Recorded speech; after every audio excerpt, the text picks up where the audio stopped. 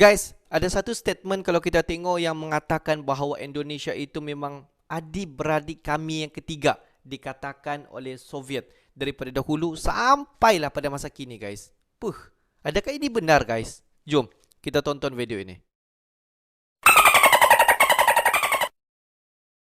Hello guys, Bismillahirrahmanirrahim. Assalamualaikum warahmatullahi wabarakatuh. Allahumma salli ala sayyidina Muhammad wa ala sayyidina Muhammad. Guys, welcome back again to my YouTube channel. Kepada subscriber, kepada viewer-viewer yang baru sahaja terjumpa Musa Channel, jangan lupa guys untuk memberi sokongan sepenuhnya kepada Musa Channel dengan menekan ataupun klik button subscribe, like dan komen di bahagian komentar di bawah. Dan aku sentiasa mendoakan semua kalian di luar sana agar dipermudahkan segala urusan, dibukakan pintu-pintu rezeki, dihindarkan, dijauhkan daripada segala malapetaka dan juga dihindarkan daripada wabak COVID-19. Amin amin ya rabbal alamin.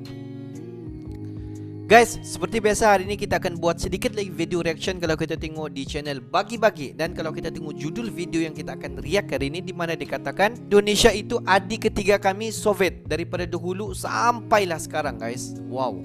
Dimana kalau kita tengok judul video ini memang sangat-sangat terkesan, guys. Dimana hubungan apa yang dijalinkan oleh Indonesia bersama dengan Rusia sejak dulu lagi. Semua tahu, guys, kalau kita tengok kepada sejarah memang tidak dapat dinafikan, guys. Tapi apa-apa pun, guys, jom kita tonton dulu video ini. Seperti biasa di hujung nanti baru kita akan bagi sedikit lagi huraian mengenai video reaction kita. Apa-apa pun, guys, jom kita tonton dan kita hayati video ini. Jom layan. Soviet selalu membantu Indonesia. Dari Indonesia baru lahir yang masih rentan dengan serangan lawan-lawannya, hingga saat ini dari pengakuan kedaulatan serta penjualan produk pertahanan. Adik Soviet Indonesia, adik Soviet. Sahabat Bagi-Bagi, Amerika Serikat pernah mengajak Indonesia bersatu di bawah panji mereka, baik dalam wadah Atlantik Utara atau NATO dan di bawah backing dari Warsawa yang kala itu didukung oleh Soviet. Keduanya menghormati Indonesia karena Indonesia sangat potensial dijadikan sekutu. Selain kekayaan yang kala itu belum pernah terjamah, kepandaian pemimpin Indonesia yang bukan kepalang cantiknya memainkan peran di tingkat dunia. Tapi, apakah sahabat Bagi-Bagi tahu, Soviet adalah negara pertama yang menjaga Indonesia saat baru lahir dan masih rentan. Dari transfer alutsista, ilmu militer, dan bahkan teknologi nuklir. Walau berkali-kali Soviet dinomorduakan setelah Soekarno menjalin hubungan baik dengan Presiden John F. Kennedy. Tapi bukannya sengaja. Presiden Soekarno pada saat itu hanya ingin berperan aktif dan bermain cantik untuk meminta dukungan internasional pasca meminta Irian Barat masuk pangkuan Ibu Pertiwi, dan Soviet memahami itu. Sebelum lanjut, mari kita sama-sama membangun channel ini dengan mensubscribe dan membagikan ke anak negeri. Sahabat Bagi-Bagi, hubungan Indonesia dan Amerika Serikat masih terus berlangsung. Meski Amerika Serikat gerah karena masih menganggap Indonesia bermain nakal karena sering bolak-balik ke Soviet. Apalagi pasca Indonesia masih bersikeras mengusir Belanda dari Irian Barat, yang mana pada kala itu Belanda masih merengek meminta bantuan Amerika Serikat agar Irian Barat jangan diserahkan kepada Indonesia, yang membuat Amerika Serikat dilema. Sungguh sangar pimpinan kita pada saat itu bisa membuat negara superpower gerah dan dilema. Hal ini berubah pasca Presiden Amerika Serikat Dwight Eisenhower digantikan oleh John F. Kennedy dari Partai Demokrat. Presiden Kennedy menerima usulan dari penasehatnya untuk mengundang Soekarno ke Amerika Serikat. Setelah sampai di Amerika Serikat, Soekarno mengangkat isu serius tentang Irian Barat harus masuk ke pangkuan Ibu Pertiwi. Dan Amerika Serikat akhirnya menerima itu. Selain untuk menjalin hubungan baik dengan Indonesia, Amerika Serikat juga menganggap Belanda tidak akan bisa bertahan lama dari infiltrasi dan gemburan pasukan Indonesia yang mutlak didukung oleh Soviet. Kennedy berpikir kedekatannya dengan Indonesia pada saat itu bisa menjadi pedang bermata dua. Di mana Kennedy sendiri paham Indonesia bila makin erat dengan Soviet maka akan mengganggu kestabilan Asia pasca era Perang Dingin.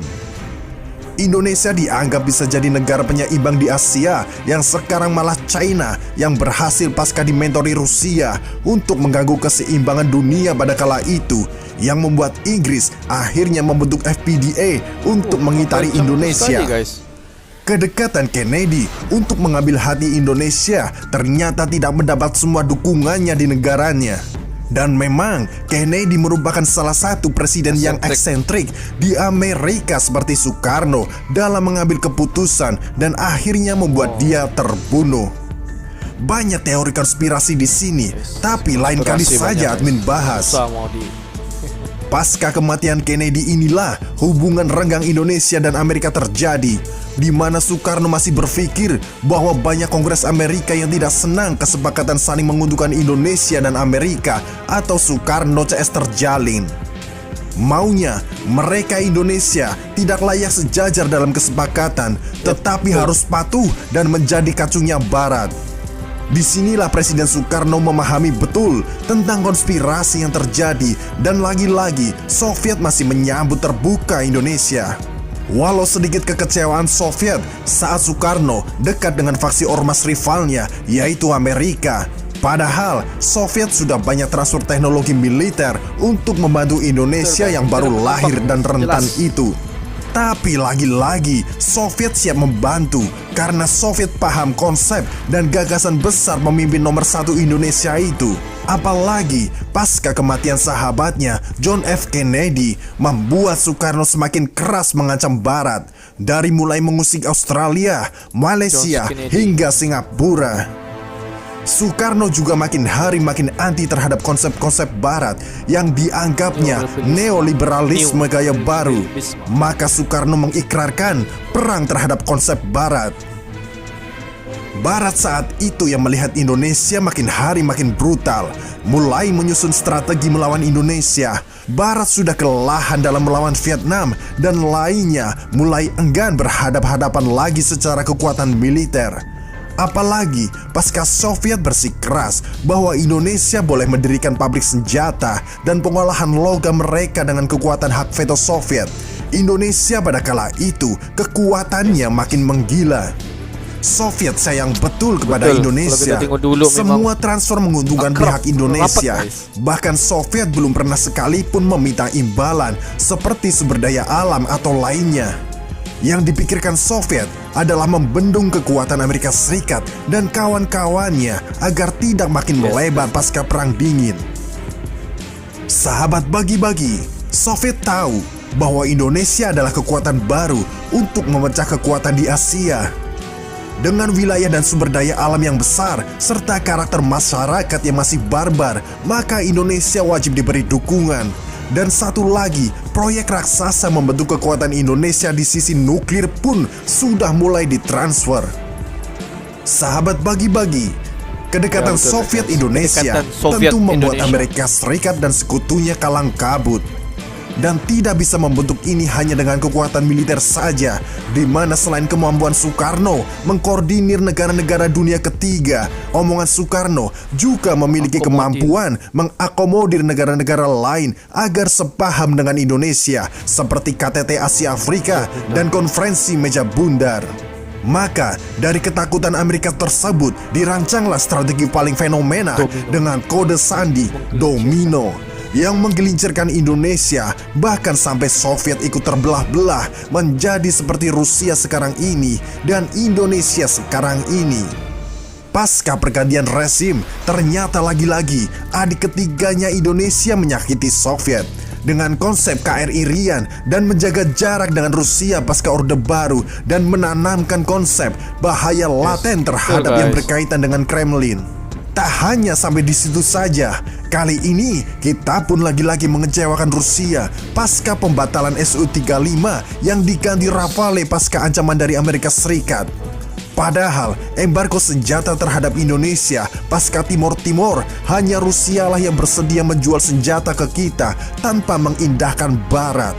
Dan kita pun seakan-akan membatalkan secara sepihak. Bahkan saking sabarnya Rusia, Duta Besar Rusia untuk Indonesia, Ludmila Vorobova menyatakan secara terang-terangan menegaskan tentang Su-35 untuk Indonesia yang pernah dikabarkan batal. Ternyata dibantah oleh pihak Rusia. Menurut pihak Rusia, Indonesia belum pernah membatalkan secara resmi dan pihak Rusia pun tidak menutup pintu pembicaraan terkait hal ini. Negeri Paman Putin ini masih berharap bisa memasok Su-35 untuk TNI Angkatan Udara Indonesia. Sahabat bagi-bagi, tampaknya negeri Paman Putin masih berpikir positif terhadap Indonesia sebagai bagian dari sekutunya walau sudah diduakan, dan akan selalu siap untuk menjual senjata tercanggihnya ke sang adik ketiganya bila suatu waktu pembelian alutsista kita ditolak oleh Barat. Sahabat bagi-bagi, itulah kilas balik secara singkat hubungan Garuda dengan negeri beruang merah. Hubungan ini terjalin karena putra terbaik bangsa yang berwibawa di mata dunia, yang mampu berbicara untuk negaranya, bukan jago kandang di balik partai warna-warninya. Saatnya pemimpin Garuda Indonesia muncul, keluar satukan panji-panji Asia yang makin hari makin perkasa seperti India, China, dan Uni Emirat Arab untuk menandingi ormas-ormas lama. Asia adalah kekuatan persekutuan baru. Arab kuasai minyaknya, China kuasai teknologinya, India kuasai senjatanya, dan kita Indonesia kuasai pasukan warna-warninya di bawah panji yang namanya NATO untuk melawan NATO. Kita harus selalu optimis sampai ajal menjemput kita, karena di kita semua ada. Kecuali minyak goreng, karena minyak goreng itu bagian dari kekuatan astral di mana yang bisa melihat hanya orang-orang yang beriman. Sekian berita dari admin. Kalau bicara minyak goreng, takut istri dengar karena sensitif dan terjadi peperangan sepihak di sini. Terima kasih. Ura. Ura.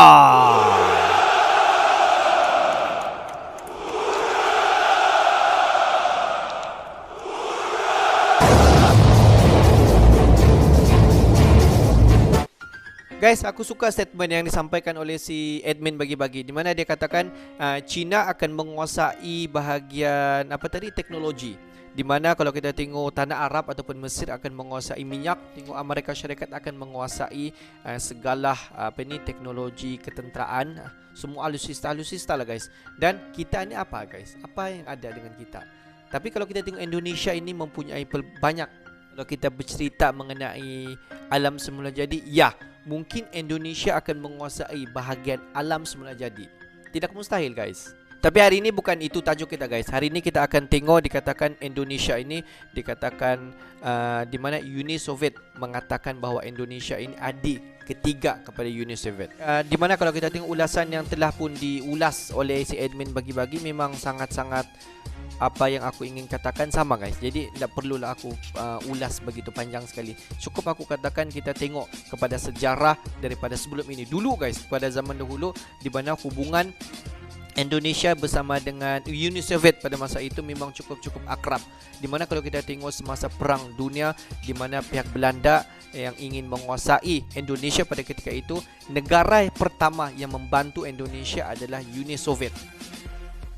Dan kalau kita tengok pada ketika itu banyak sekali alutsista yang telah diberikan oleh Uni Soviet kepada Indonesia, dan juga banyak bantuan daripada segi ketenteraan disalurkan secara terus kepada Indonesia. Memang pada masa itu kalau kita tengok tidak dapat dinafikan, memang hubungan di antara Indonesia bersama dengan Uni Soviet memang sangat-sangat rapat guys, dan diteruskan sampailah pada hari ini. Mungkin tidak dapat dinafikan ada sahaja masalah-masalah yang berlaku di antara hubungan di antara Indonesia bersama dengan pihak Rusia sendiri. Sebab kalau kita tengok banyak pihak ketiga, pihak keempat, pihak kelima yang ingin campur tangan di atas hubungan baik apa yang terjalin di atas Indonesia bersama dengan pihak Rusia. Memanglah ada saja negara-negara yang jealous, yang cemburu dengan hubungan di antara kedua belah negara ini dan ingin memutuskan hubungan di antara kedua-dua belah negara ini. Tidak mustahil jika berlaku apa-apa peperangan di antara kedua belah negara ini, di mana kalau kita tengok di antara kedua belah negara ini tidak teragak-agak untuk memberi bantuan apa yang mereka ada kepada negara-negara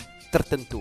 Tapi apa-apapun guys, kita mendoakan agar hubungan di antara Indonesia bersama dengan pihak Rusia akan kekal diteruskan sampai bila-bila guys, dan kita mengharapkan agar segala hubungan dalam pelbagai aspek, dalam aspek keselamatan, dalam aspek ketenteraan, dalam aspek semualah agar diteruskan sampai bila-bila, dan hubungan ini juga diharapkan agar terus berkekalan dan di-upgrade daripada semasa ke semasa. Mantap Uni Soviet bersama dengan Indonesia. Oke guys, untuk hari ini itu saja sedikit information daripada Musa Channel, dan kepada subscriber, kepada viewer di luar sana yang belum lagi klik button subscribe, please guys to klik button subscribe, like dan komen di bahagian komentar di bawah. Akhir kata daripada Musa Channel, thanks for watching my video. Assalamualaikum warahmatullahi wabarakatuh. See you the next video.